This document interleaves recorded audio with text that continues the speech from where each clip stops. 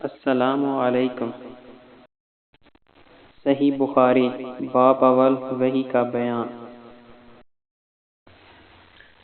صحیح بخاری حدیث نمبر 2 فصل وحی کا بیان۔ ہم کو عبداللہ بن یوسف نے حدیث بیان کی، ان کے مالک نے ہشام بن عروہ کی روایت سے خبر دی، انہوں نے اپنے والد سے نقل کی، انہوں نے ام المومنین عائشہ صدیقہ سے نقل کی۔ آپ نے فرمایا کہ ایک شخص حارث بن ہشام نامی نے نبی کریم صلی اللہ علیہ وآلہ وسلم سے سوال کیا تھا کہ یا رسول اللہ، آپ پر وحی کیسے نازل ہوتی ہے؟ آپ صلی اللہ علیہ وآلہ وسلم نے فرمایا کہ وحی نازل ہوتے وقت کبھی مجھ کو گھنٹی کی سی آواز ہوتی محسوس ہوتی اور وحی کی یہ کیفیت مجھ پر بہت شاق گزرتی۔ جب یہ کیفیت ختم ہوتی تو میرے دل و دماغ پر اس فرشتے کے ذریعے نازل شدہ وحی محفوظ ہو جاتی، اور کسی وقت ایسا ہوتا کہ فرشتہ بشکل انسان میرے پاس آتا اور مجھ سے کلام کرتا، پس میں اس کا کہا ہوا یاد رکھ لیتا۔ عائشہ رضی اللہ عنہا کا بیان ہے کہ میں نے سخت کڑکڑاہٹ کے سردی میں نبی کریم صلی اللہ علیہ وآلہ وسلم کو دیکھا کہ آپ صلی اللہ علیہ وآلہ وسلم پر وحی نازل ہوئی، اور جب اس کا سلسلہ موقوف ہوا تو آپ صلی اللہ علیہ وآلہ وسلم کی پیشانی پسینے سے شرابو تھی۔ صحیح بخاری حدیث نمبر 3 وحی کی ابتدا۔ ہم کو یحییٰ بن بکیر نے یہ حدیث بیان کی، وہ کہتے ہیں کہ یہ حدیث کی ہم کو لیث نے خبر دی۔ لیث عقیل سے روایت کرتے ہیں کہ عقیل بن شہاب سے، وہ عروہ بن زبیر سے، وہ ام المومنین عائشہ رضی اللہ عنہا سے نقل کرتے ہیں، انہوں نے بتلایا کہ نبی کریم صلی اللہ علیہ وآلہ وسلم پر وحی کی ابتدا دور اچھے سچے خوابوں سے شروع ہوا۔ آپ صلی اللہ علیہ وسلم خواب میں جو کچھ دیکھتے وہ صبح کی روشنی کی طرح صحیح اور سچا ثابت ہو جاتا۔ پھر من جانب قدرت اللہ علیہ وآلہ وسلم تنہائی پسند ہو گئے، اور آپ صلی اللہ علیہ وآلہ وسلم نے غار حرا میں خلوت نشینی اختیار فرمائی، اور کئی دنوں اور رات وہاں مسلسل عبادت اور یاد الہی اور ذکر و فکر میں مشغول رہتے، جب تک گھر آنے کو دل نہ چاہتا تو توشہ ہمراہ لیے ہوئے وہاں رہتے۔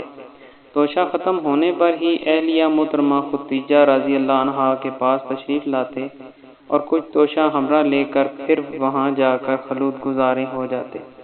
یہی طریقہ جاری رہا یہاں تک کہ آپ صلی اللہ علیہ وآلہ وسلم پر حق منکشف ہو گیا، اور آپ صلی اللہ علیہ وآلہ وسلم غار حرا ہی میں قیام پذیر تھے کہ اچانک جبرائیل علیہ السلام آپ صلی اللہ علیہ وآلہ وسلم کے پاس حاضر ہوئے اور کہنے لگے کہ اے محمد پڑھو۔ آپ صلی اللہ علیہ وآلہ وسلم نے فرمایا کہ میں نے کہا میں پڑھنا نہیں جانتا۔ آپ صلی اللہ علیہ وسلم فرماتے ہیں کہ فرشتے نے مجھے پکڑ کر اتنے زور سے بھینچا کہ میری طاقت جواب دے گئی، پھر مجھے چھوڑ کر کہا پڑھو۔ میں نے پھر وہی جواب دیا کہ میں پڑھا ہوا نہیں ہوں۔ اس فرشتے نے مجھے نہایت ہی زور سے بھینچا کہ مجھ کو سخت تکلیف محسوس ہوئی، پھر اس نے کہا کہ پڑھ۔ میں نے کہا کہ میں پڑھا ہوا نہیں ہوں۔ فرشتے نے تیسری بار مجھ کو پکڑا اور تیسری مرتبہ پھر مجھ کو بھینچا، پھر مجھے چھوڑ دیا اور کہنے لگا کہ پڑھو۔ اپنے رب کے نام کی مدد سے جس نے پیدا کیا اور انسان کو خون کی پھٹکی سے بنایا، پڑھو، اور آپ کا رب بہت ہی مہربانیاں کرنے والا ہے۔ بس یہی آیتیں آپ صلی اللہ علیہ وآلہ وسلم جبرائیل علیہ السلام سے سن کر اس حال میں غار حرا سے واپس ہوئے کہ آپ صلی اللہ علیہ وآلہ وسلم کا دل اس انوکھے واقعہ سے کانپ رہا تھا۔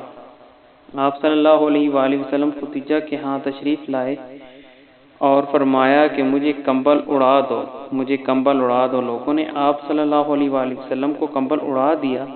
جب آپ صلی اللہ علیہ وسلم کا ڈر جاتا رہا تو آپ صلی اللہ علیہ وآلہ وسلم نے اپنی زوجہ محترمہ خدیجہ کو تفصیل کے ساتھ یہ واقعہ سنایا اور فرمانے لگے کہ مجھ کو اب اپنی جان کا خوف ہو گیا ہے۔ آپ صلی اللہ علیہ وآلہ وسلم کی اہلیہ محترمہ خدیجہ رضی اللہ عنہا آپ صلی اللہ علیہ وسلم کی حارث بندھائی اور کہا کہ آپ کا خیال صحیح نہیں ہے، اللہ کی قسم اللہ آپ کو کبھی رسوا نہیں کرے گا۔ آپ تو اخلاق فاضلہ کے مالک ہیں، آپ تو کنبہ پروار ہیں، بے کسوں کا بوجھ اپنے سر پر اٹھا لیتے ہیں، مفلسوں کے لیے آپ کماتے ہیں، مہمان نوازی میں آپ بے مثال ہیں، مشکل وقت میں آپ ہمراہ حق کا ساتھ دیتے ہیں۔ ایسے اوصاف حسنہ والا انسان یوں بے وقت ذلت و خواری کی موت نہیں پا سکتا۔ پھر یوں تسلی کے لیے خدیجہ رضی اللہ عنہا آپ صلی اللہ علیہ وآلہ وسلم کو ورقہ بن نوفل کے پاس لے گئیں، جو ان کے چچا زاد بھائی تھے۔ وہ زمانہ جاہلیت میں نصرانی مذہب اختیار کر چکے تھے اور وہ عبرانی زبان کے کاتب تھے، چنانچہ انجیل کو بھی حسب منشا خداوندی عبرانی زبان میں لکھا کرتے تھے۔ نوٹ: انجیل سرہانی زبان میں نازل ہوئی تھی، پھر اس کا ترجمہ عبرانی زبان میں ہوا۔ ورقہ اس کو لکھتے تھے۔ وہ بہت بوڑھے ہو گئے تھے، یہاں تک کہ ان کی بینائی بھی رخصت ہو چکی تھی۔ خدیجہ رضی اللہ عنہا نے ان کے سامنے آپ صلی اللہ علیہ وسلم کے حالات بیان کیے اور کہا کہ اے چچا زاد بھائی، اپنے بھتیجے محمد صلی اللہ علیہ وآلہ وسلم کی زبانی ذرا ان کی کیفیت سن لیجئے۔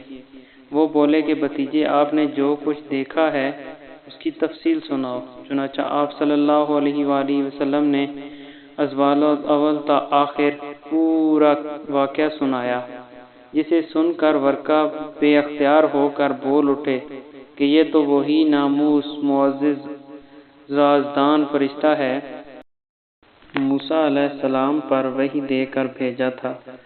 کاش میں آپ کے اس عہد نبوت کے شروع ہونے پر جوان عمر ہوتا، کاش میں اس وقت تک زندہ رہتا جب تک آپ کی قوم آپ کو اس شہر سے نکال دے گی۔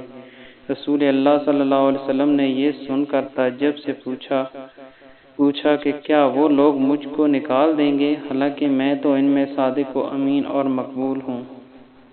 ورقہ بولا، ہاں یہ سب کچھ سچ ہے، مگر جو شخص بھی آپ کی طرح امر حق لے کر آیا، لوگ اس کے دشمن ہو گئے۔ اگر مجھے آپ کی نبوت کا وہ زمانہ مل جائے تو میں آپ کی پوری مدد کروں گا، مگر ورقہ کچھ دنوں کے بعد انتقال کر گئے۔ پھر کچھ عرصہ تک وحی کی آمد موقوف رہی۔ صحیح بخاری وحی کی ابتدا حدیث نمبر 4۔ ابن شہاب کہتے ہیں کہ مجھ کو ابو سلمہ بن عبد الرحمن جابر بن عبداللہ انصاری سے یہ روایت نقل کی کہ آپ صلی اللہ علیہ وآلہ وسلم وحی کے رک جانے کے زمانے کے حالات بیان فرماتے ہوئے کہا کہ ایک روز میں چلا جا رہا تھا کہ اچانک میں نے آسمان کی طرف سے ایک آواز سنی، اور میں نے اپنا سر آسمان کی طرف اٹھایا کہ دیکھتا ہوں کہ وہی فرشتہ جو میرے پاس غار حرا میں آیا تھا، وہ آسمان اور زمین کے بیچ میں ایک کرسی پر بیٹھا ہوا ہے۔ میں اس سے ڈر گیا اور گھر آنے پر میں نے پھر کمبل اوڑھنے کی خواہش ظاہر کی۔ اس وقت اللہ پاک کی طرف سے یہ آیت نازل ہوئی جس کا ترجمہ کچھ یوں ہے: اے لحاف اوڑھ کر لیٹنے والے، اٹھ کھڑا ہو اور لوگوں کو عذاب الہی سے ڈرا، اور اپنے رب کی بڑائی بیان کر، اور اپنے کپڑوں کو پاک صاف رکھ اور گندگی سے دور رہ۔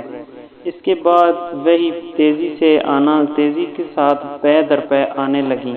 اس حدیث کو یحییٰ بن بکیر کے علاوہ لیث بن سعد، عبداللہ بن یوسف اور ابو سہل نے بھی روایت کیا، اور عقیل کے علاوہ ظاہری سے ہلال بن رواد سے بھی روایت کیا۔ یونس اور معمر نے اپنی روایت میں لفظ فوادہ کی جگہ باواردہ نقل کیا ہے۔ چینل سبسکرائب کرنا نہ بھولیں۔ شکریہ۔